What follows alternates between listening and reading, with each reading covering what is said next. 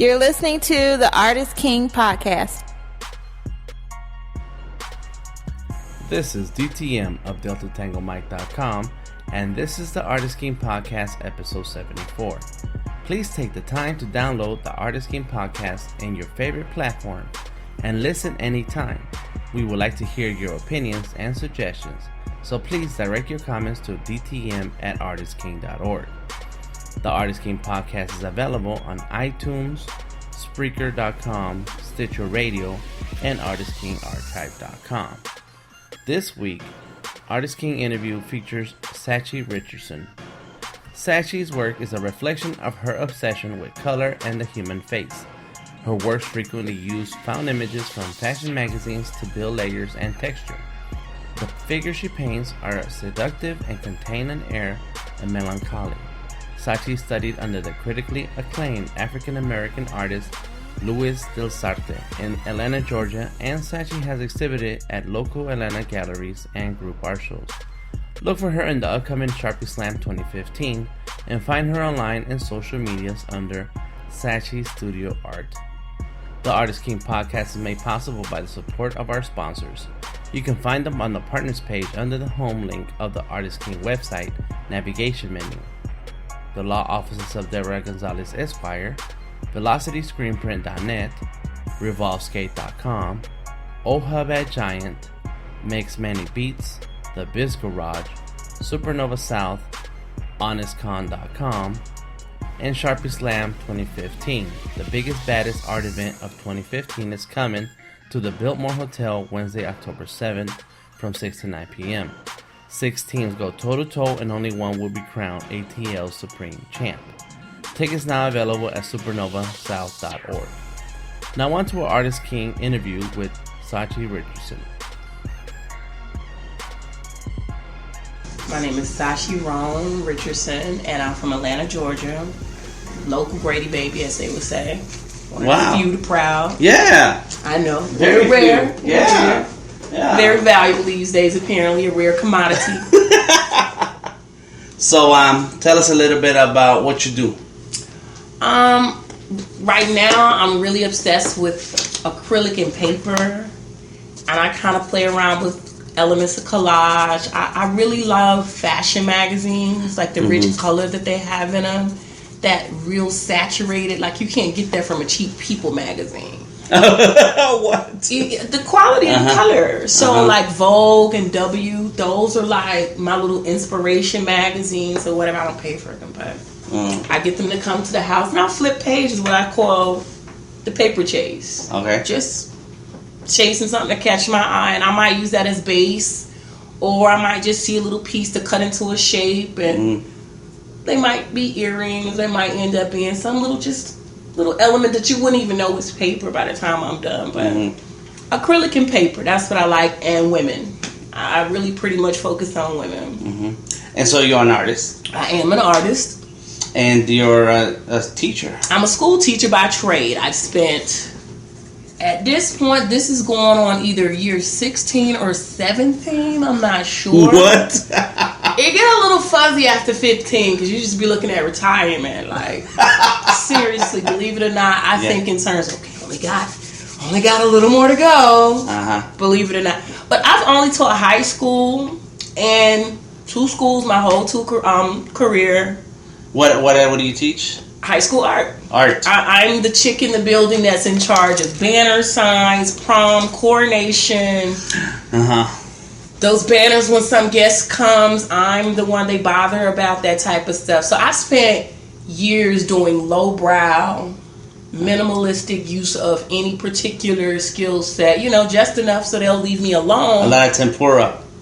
Oh my God, it's cheap. And I'm just like, And I make them by acrylic. Because the rule is always, you want to find where's your materials. My things are for my class. Because they automatically go ask the art teacher. She's got something. I'm supposed to. You're the supply. You're the art supply. I meet them at the door with I'm not Walmart. Walmart is right up the street. It's in walking distance. Feel free to go on your own time. If you're really desperate, you can give me the money. But this is not Walmart. And yeah, I'm picky if I like the teacher that's asking. Sure. Who are you from? No. bye-bye. I have nothing. Versus, team players might get a little more assistance. Right. But I mean, school teaching is different from being a working artist. What I've had to shift my brain around the whole idea of, because at the end of the day, lesson plans and people management and attitude management and administrative demands supersede your desire to go over here and make something just because you want to. I got to come up with a lesson for 38 people who are all over the place. Where's the sweet spot so everybody has a level of success? Doesn't get frustrated and say, I hate this class. I'm not tooting my own horn, but I'm one of the most popular electives in the building because I'm stern, fair, but fun. I get that from you, just talking to you and being around you in the shows that we've been in. That's what I get from you. Very stern, serious, but fun, and I enjoy my life. I enjoy just being in the here and the now, but don't play with me. Don't waste my time.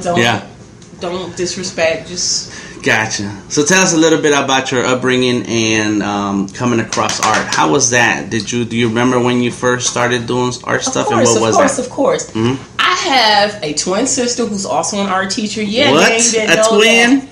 We look exactly alike. I just left her. But she's the art teacher at South Atlanta. She runs the animation. She is the school of animation and design. She runs the animation department because there's only one teacher for that. The building is the school of animation and design, and they have one person in the building in charge of that. That's her. Wow. And she taught herself how to do it because there's no class of it. APS would pay for it, but that's neither here nor there. I have a twin sister. Get this, it gets interesting. Dan, I have twin brothers. Okay. I have twin grandma. I have to run and see about grandma right after this. Okay. And just mom. So twins running the family. We have right now, if anything has not changed, the last time the number was at 26 or 27 living sets of twins. What? They're all identical. We have no fraternal twins in our family. What? Yeah. Dang it. So that's the life of the cool. Rones. That's super cool. Yeah.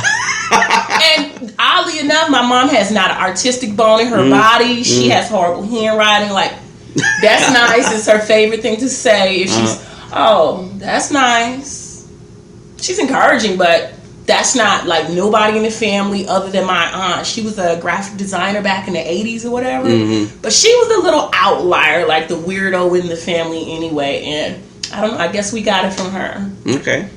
So growing up, you and your sister. We used to always just make stuff. Mom's, of course, there's 4 kids and 1 check. She worked at Grady for years, so there really wasn't a lot of money for anything. So I mean, paper dolls used to be my thing. Paper dolls, or I saved the popsicle sticks from get them from the ice cream truck or something.